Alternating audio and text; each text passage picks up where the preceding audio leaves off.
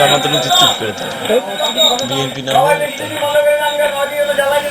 ইনকিলাব মঞ্চের মুখপাত্র শহীদ ওসমান হাদির মৃত্যুকে কেন্দ্র করে অগ্নিসংযোগের ঘটনা ঘটেছিল প্রথম আলো ও দ্য ডেইলি স্টারের অফিসে। ঘটনাটির পরিপ্রেক্ষিতে ২১ ডিসেম্বর বিএনপি আয়োজিত সম্পাদক ও সিনিয়র সাংবাদিকদের সঙ্গে এক মতবিনিময় সভায় বক্তব্য দিয়েছিলেন দ্য ডেইলি স্টারের সম্পাদক মাহফুজ আনাম। সেখানে তিনি দ্য ডেইলি স্টার ও প্রথম আলোতে অগ্নিসংযোগের ঘটনাকে বাংলাদেশের ইতিহাসে এই ধরনের প্রথম ঘটনা বলে উল্লেখ করেছিলেন। তবে এবার গণমাধ্যমে আগুন দেয়া নিয়ে মাহফুজ আনামের এই মন্তব্য ভুল বলে স্বীকার করে দুঃখ প্রকাশ করেছেন তিনি। একই সঙ্গে তার বক্তব্যের সংশোধনীও প্রকাশ করেছে পত্রিকাটি। ২৪ ডিসেম্বর মাহফুজ আনামের বরাত দিয়ে দ্য ডেইলি স্টারে উল্লেখ করা হয় যে গত ২১ ডিসেম্বর বিএনপি আয়োজিত সম্পাদক ও সিনিয়র সাংবাদিকদের সাথে এক মতবিনিময় সভায় বক্তৃতাকালে আমি দ্য ডেইলি স্টার ও প্রথম আলোতে অগ্নিসংযোগের ঘটনাকে বাংলাদেশে এই ধরনের প্রথম ঘটনা হিসেবে উল্লেখ করেছিলাম।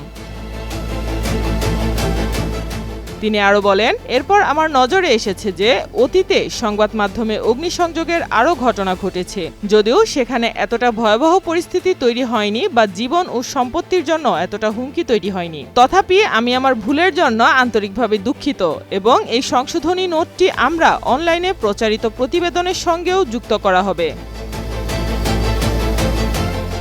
উল্লেখ্য, ওই মতবিনিময় সভায় মাহফুজ আনাম বলেছিলেন, বাংলাদেশের ৫৩ বছরের ইতিহাসে এর আগে কোনো গণমাধ্যমের কার্যালয়ে অগ্নিসংযোগের ঘটনা ঘটেনি এবং প্রথম আলো ও দ্য ডেইলি স্টারই প্রথমবার এমন হামলা হয়েছে। তিনি প্রশ্ন তুলেছিলেন, গণমাধ্যম কি অপরাধ করেছে যে তারা এ ধরনের হামলার লক্ষ্যবস্তুতে পরিণত হয়েছে। তবে এর আগেও সংবাদ মাধ্যমে অগ্নিসংযোগের ঘটনা ঘটেছে।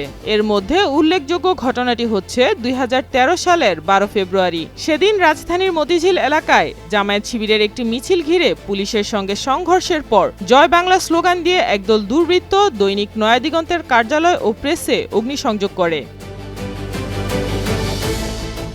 ওই ঘটনায় নয়াদিগন্তের প্রেসে থাকা বিপুল পরিমাণ মুদ্রিত কাগজ পুড়ে যায় এবং এলাকায় ব্যাপক আতঙ্ক ছড়িয়ে পড়ে। স্থানীয় লোকজন ও পত্রিকার কর্মকর্তা কর্মচারীদের সহায়তায় পরে আগুন নিয়ন্ত্রণে আনা হয়।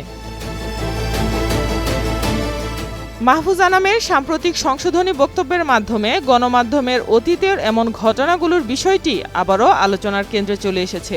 সত্য প্রকাশে অবিচল গণমাধ্যম। এখন প্রশ্ন হচ্ছে, সরকার পালাবদলে কেন গণমাধ্যমকে হামলার মুখে পড়তে হয়? সাইমা আক্তার, নয়াদিগন্ত।